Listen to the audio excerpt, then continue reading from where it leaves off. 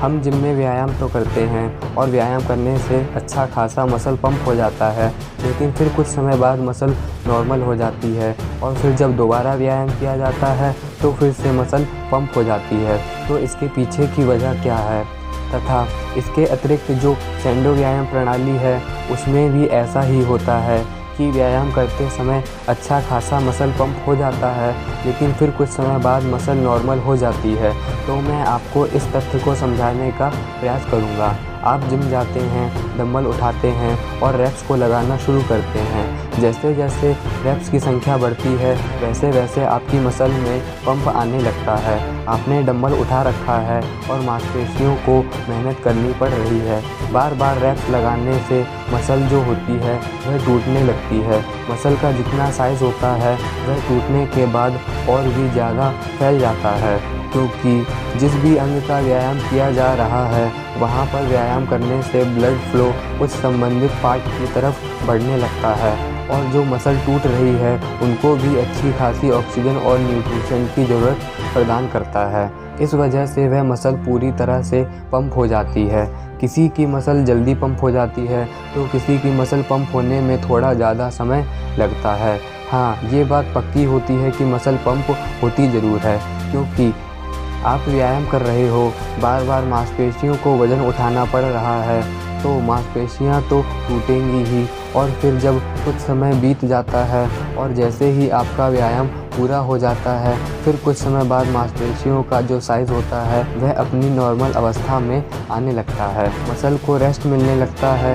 यदि आप अच्छा प्रोटीन या सप्लीमेंट लेते हो और अच्छा रेस्ट लेते हो तो फिर वह मसल प्रोटीन की सहायता से विकास करती है, मसल टूट जाती है और फिर मसल का साइज़ बढ़ जाता है। ऐसे ही शरीर को कहते हैं कि यह बंदा कितना मस्कुलर है, लेकिन यह बात ध्यान रखना कि जो बंदा मस्कुलर है वह ज़रूरी नहीं है कि वह शक्तिशाली भी हो। अपने भीतर यह बात बैठा लो कि जिस भी व्यक्ति ने अपनी मसल को तोड़कर मांसपेशियों का साइज़ बढ़ाया है वह शक्तिशाली नहीं होगा। थोड़ा बहुत शक्तिशाली होगा लेकिन अतुलित शक्तिशाली नहीं होगा। अब बात करते हैं सेंडो व्यायाम द्वारा मसल को पंप करने की। जिम की तुलना में सेंडो व्यायाम के दौरान मसल को पंप करना कठिन है और इसमें दर्द भी बहुत अधिक होता है। तो चलिए अब आपको समझाने का प्रयास करते हैं। आप जब सेंडो व्यायाम करते हो तो अपनी मुट्ठी को टाइट करते हो और जैसे ही अपनी मुट्ठी को टाइट करते हो वैसे ही मांसपेशियों में तनाव पड़ने लगता है और इसी समय आपको अपनी इच्छा शक्ति का भी प्रयोग करना पड़ता है और मुट्ठी को टाइट रखना पड़ता है। सेंडो व्यायाम करते समय जैसे जैसे एक एक सेकंड बढ़ता जाता है वैसे वैसे आपको अपनी मुट्ठी टाइट करनी पड़ती है और हाथों को भी व्यायाम की क्रिया के अनुरूप गति में लाना पड़ता है। तो अब आप मसल को टाइट करते हो, बस तभी से मसल पंप होना शुरू हो जाती है और जैसे जैसे आपका टाइम 5 सेकंड, 10 सेकंड, 20 सेकंड तक बढ़ता जाता है वैसे वैसे ही आपकी मसल का साइज़ और भी अधिक बढ़ने लगता है।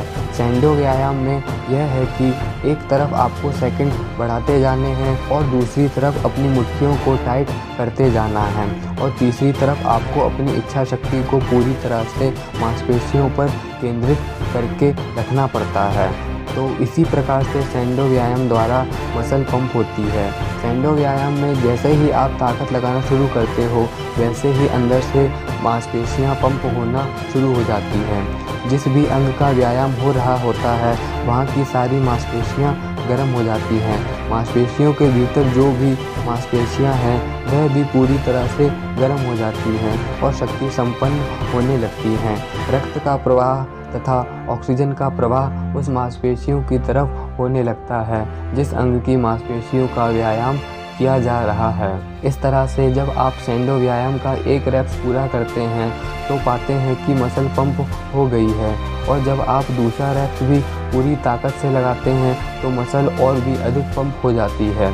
सेंडो व्यायाम करते समय एक प्रत्यक्ष लाभ यह भी होता है कि जब आप मुट्ठी को टाइट करके व्यायाम करते हैं तो 2 हफ्ते के बाद आप पाओगे कि फोरआर्म्स के भीतर मांसपेशियों का विकास हुआ है। कुछ नई मांसपेशियों का जाल भी आप स्पष्ट रूप से महसूस कर पाओगे। सैंडो व्यायाम करते समय मसल पंप होती ही है, लेकिन इसके साथ साथ भीतर ही भीतर किसी मांसपेशियों का विकास होना भी शुरू हो जाता है, और जब वह आकार पकड़ती हैं तो फिर हमें कुछ हफ्ते बाद यह महसूस होता है कि यह मेरी नई मांसपेशियां विकसित हुई है।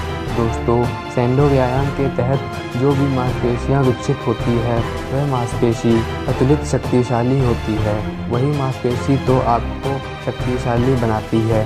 सैंडो व्यायाम पूर्ण करने के बाद कुछ समय के बाद आपकी मसल फिर धीरे धीरे अपने नॉर्मल साइज़ में आ जाएगी। फिर जब आप अगले दिन उतनी ही ताकत या उससे अधिक ताकत से व्यायाम करते हो तो फिर से मसल का साइज़ बढ़ जाता है। इस तरह से रोज़ ऐसा होगा। मसल पंप होगी, फिर नॉर्मल हो जाएगी, मसल पंप होगी, फिर उसके बाद दोबारा से नॉर्मल हो जाएगी। एक बार में ही आपकी मसल शक्तिशाली थोड़े ही बन जाएगी। आपको वर्षों तक लगनपूर्वक व्यायाम करना होगा, तब जाकर आप अतुलित शक्तिशाली बन पाओगे। हालांकि पहले ही दिन से विकास होना शुरू हो जाता है, लेकिन इसका पूर्ण परिष्कार एक लंबे अंतराल के बाद होता है। आपके संपूर्ण अंग की मांसपेशियां शक्तिशाली बन जाती हैं। फिर आप कोई भी बल करतब कीजिए, आप थकोगे ही नहीं और मांसपेशियां आपको पूरा सहयोग देंगी। मांसपेशियों से संबंधित एक और महत्वपूर्ण बात को मैं अपनी अगली वीडियो में बताऊंगा। इसी के साथ मिलते हैं अब हम अगली वीडियो में।